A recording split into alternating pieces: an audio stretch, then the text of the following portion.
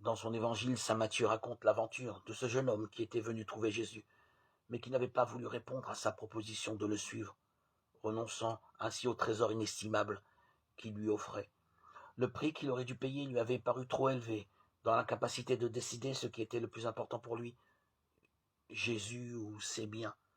Il s'en alla tristement, car il était très riche. Matthieu 19, 22. Imaginons quelle aurait pu être la fin de cette histoire si ce jeune homme avait été entouré des prières de sa famille et de ses amis. Notre prière peut contribuer à ce que les jeunes, au lieu de s'en aller tristement, décident de suivre Jésus. Notre prière peut produire des fruits magnifiques.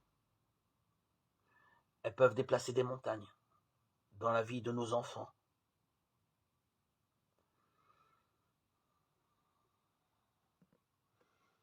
Nos prières peuvent apporter amour, réconfort à nos cœurs, bien entendu,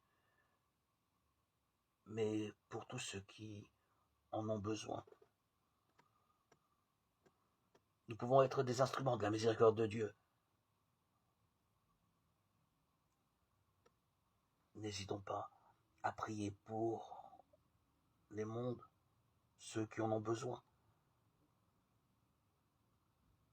Prions constamment. Un chrétien ne peut ne pas prier. Un chrétien, par essence, en permanence, doit toujours être en prière.